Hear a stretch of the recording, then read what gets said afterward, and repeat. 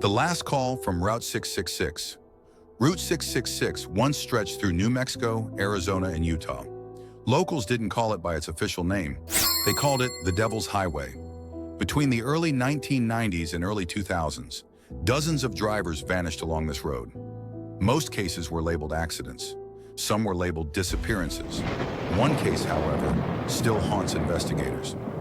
On October 17, 1998, Daniel Harper, a 29-year-old truck driver, was hauling freight alone through northern New Mexico.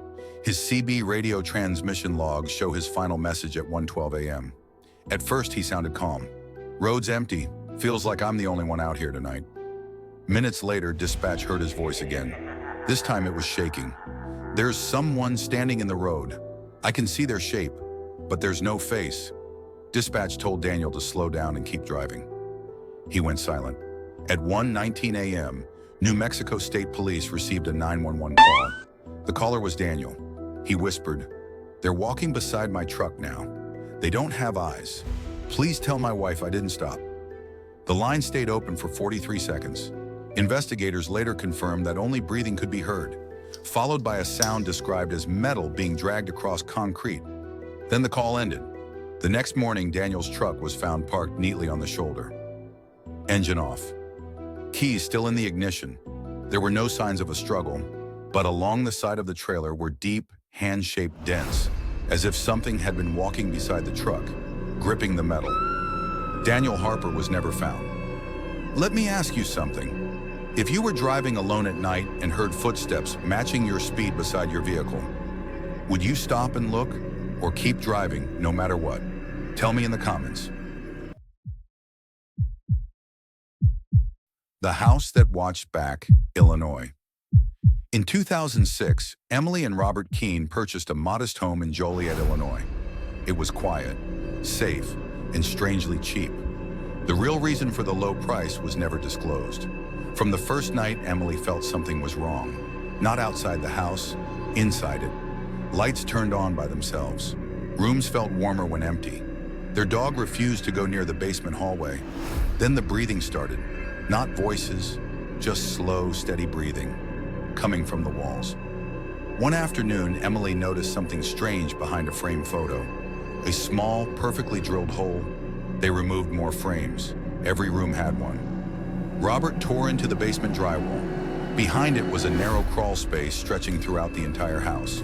Inside were old blankets, food wrappers, and dozens of photographs.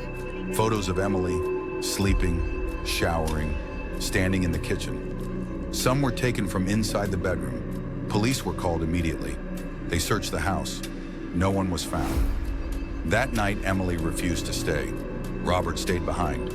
At 2:14 a.m., neighbors reported screaming. Police arrived to find Robert unconscious in the living room. On the wall above him, written in a dark substance, were the words, "You moved my house." The crawl space was sealed permanently. No suspect was ever identified. Later, Emily revealed what Robert whispered in the hospital. It wasn't living in the house, it was built into it. If you discovered hidden photos of yourself inside your own home, would you leave immediately or stay to uncover the truth? Comment below. The missing shift at Cedar Valley Hospital, Oregon. Cedar Valley Hospital officially closed in 1992, but one night shift ensured it would never reopen. Laura Mitchell, a 26-year-old nurse, arrived for work on June 11, 1991. Security footage shows her entering at 10:57 p.m. She never clocked out. At 1:30 a.m., staff in another wing reported screaming over the intercom. Security checked the cameras. Every patient room door in Laura's hallway was open.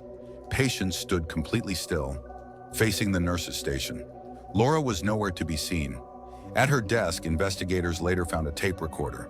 The transcript was leaked years later. Laura's voice whispers, "They know my name. They know what I did." Then another voice speaks. Deep, calm, inhuman.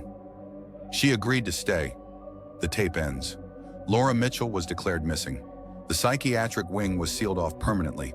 Former security guards later reported seeing a nurse at the end of the hallway, facing away, repeating the same sentence. "Your shift isn't over yet." Do you believe what happened here was something supernatural or something far worse created by humans? Share your theory in the comments. If these true stories disturbed you, make sure to hit the like button. It really helps the channel. And if you want more real, terrifying stories from across America, subscribe and turn on notifications, because the next story might be closer to home than you think.